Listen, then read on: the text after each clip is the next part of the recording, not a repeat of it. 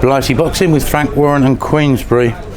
Here in Brick Lane, I'm joined by a living legend, Maurice Hope, former Olympian, former world champion. He told me earlier on, but he'll be hitting the age of 70 soon enough. All right, that's right there. How are you, Maurice? Nice one. Yeah, come a long way as well, you know what. Thanks for boxing as well. I'm still feeling good, you know. Yeah. Still in there punching. Yeah, reaping the benefits, you know what I mean? The reason we are here today is an event to mark the turning professional of young Khalid Ali, a welterweight boy, Bengali here from Brick Lane. What's your connection with him and how did that come about? Well, same Repton club, you know, yeah, go to the same Repton club, and I'm very friendly with his dad, Khalid. And the boy's got a lot of talent, you know, yeah. Southpaw, you know, a lot of people don't like Southpaw because they turn the other way. You know, he's very smart, moves his feet all the time, and he's a hard trainer. You know, and I'm honoured to be with him. You know, and I know he's going to go all the way. I'll keep my fingers crossed anyway. You know, he's punching hard. He was telling me early on, but you know, at the Repton, you put him in sparring with a countryman of yours. Oh yeah, that's right. He said it was the hardest work he's ever had. Okay, well, I'm glad you remember that as well too. In fact, my countryman said the same thing. You know, in fact, they were nice, evenly matched, and they were. Is that somebody you had over from Antigua, was it? That's correct. Yeah. Because I'm still the manager for Antigua and Barbuda team. Oh wow! So I bring them over. They bring them over. Unfortunately, one of them was in the Olympics. Just that same fellow was in the Olympics. Really? Yeah, that's right. Wow. You know, he won a couple of fights, but eventually he's out now. But it's good experience, and I'll be bringing them over. They'll be sending them over for me to train, and of course we've got to train them at the Repton, ain't we? You know, get some good experience. So have you never left boxing? I've never left boxing, and boxing's never left me. So, you know, I started at the age of 9. You know, won the school boys, you know, and well, I was a bit unlucky with the ABAs, you know, but eventually I beat the ABA champions, and so that allowed me to go to the Olympics, 1972, and that was very good, me representing England. Your professional career was kind of a bit of a golden era, wasn't it? Because it was, like you say, you was out of the Terry Lawless gym, the Royal Oak in Canning Town. I mean, we were talking through some of your stablemate earlier on, Jim Watt, John L. Gardner, sort of, I mean, lately Frank Bruno, Charlie Magri, you know, all the names were there. Terry and your promoter, Mickey Duff, had all the best fighters, didn't they? They had all the top shows. I mean, what's your recollections back then? I mean, do you see that as the golden era? Yeah, that definitely was a golden era, you know, and we opened a lot of doors for the others that's come, you know, today. But it was very hard, things was very hard, and it wasn't easy at the time, but... Are you saying that as a young black man going to a professional gym in London? Oh yeah, that more so, that's right. It wasn't very easy, well, especially for me, because I'm the pioneer, ain't I? And I'm in here, the first ever black world champion from England, you know, and the first everything. So, but it wasn't easy, but it was a good learner. You know, it was like being at school anyway, but that's learning the hard way. You know? How was it though? Was it a case of, you know, I've got to fight my corner here, or was it a case of turning a blind eye or closing your ears to a lot of things? Well, fortunate for me, you know, my corner was very good. They were sincere. I had no problem with my corner man. They were sincere because they know I had a mother and father, you know, and I belonged to somebody. And they, you know, they were very sincere. But it's the others outside the ring, you know what I mean, and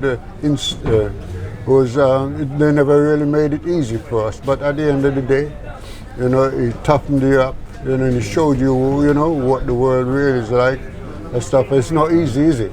But I jumped over all those. You think of the era, the 70s, the 80s. Yeah, very bad. Wasn't great, was it? No, it wasn't great. Well, I'm from Dalston. I don't know if you know it, you know, originally. And, you know, it was a very bad day. You know, those days I came along with the Teddy Boys and the Mods and Rockets. You remember them? Yeah. Well, I don't know. remember them. Yeah, Of so them, yeah. you heard about them. That's right. Oh, yeah, because you're much younger than me, ain't you? Yeah, a little bit. Yeah. That's right. I mean, like, was a good learner.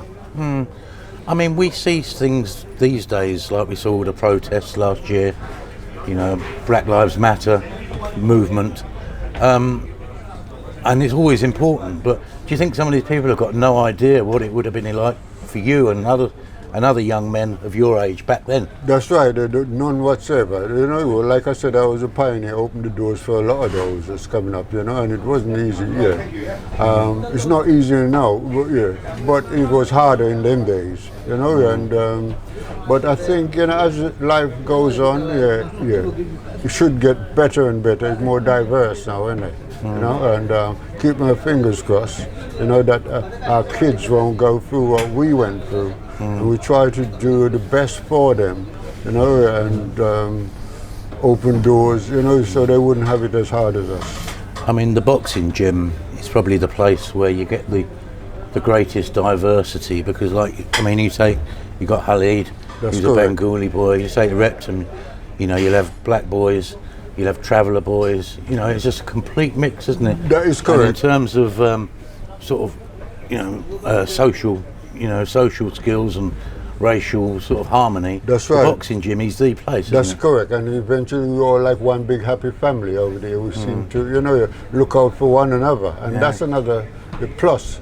You know, where when you do boxing in the boxing, you know, boxing gym, you know, it's like one home, like you said, and stuff. And as time goes on, you know, it's getting better and better. Over, you know. Well, we had the mayor of Tower Hamlets here earlier, and I was That's correct. trying to say to him, but if you've got boxing gyms on your territory, you need to preserve them and nourish them, you know, because they are the ultimate place for, you know, harmony in society. That's correct. Harmony is correct. Yeah, and yeah. I don't know what we'd do without them, you know, because they serve their purpose in more ways than one, don't it? And you know, should the boxing gym reign, you know, and continue to do what they're doing, and like you're saying, plenty of harmonies there.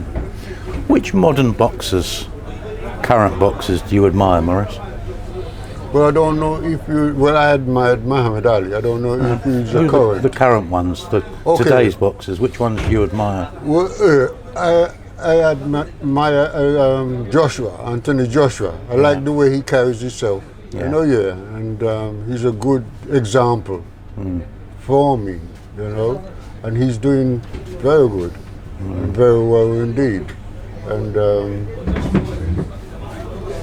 sure, Anthony Joshua is one of them, and a few more that, you know, too few to mention, eh? Yeah. And the girls now as well. Oh yeah, that's right. It's no longer a man's game, is it? The girls are doing real good as well too. I mean, Olympic medals for the girls as well. That's isn't it? correct. Yeah, they're doing very good, isn't it? Yeah, it's no longer a man's sport. Just finally, Maurice, I go back to the reason why we're here. How would you describe Khalid as a boxer? What can the boxing fans expect to see from him? Well, like I said, he's very talented, you know, and he works, he's got a brain on him, and you could see he knows what he's doing, and he'd be a very good example, you know what I mean? Yeah, and he's dedicated. Yeah, that's right, and he's excited. That's why he's excited, and he's got all the supporters, all the Bangladeshis with him in it. You know what I mean? Yeah. So, everybody's gonna, you know, hear about him surely. Well, everybody certainly heard about you, sir. All right. Thank you. Thank you very much for talking to us. And thank you. My pleasure. See you very soon. Take care.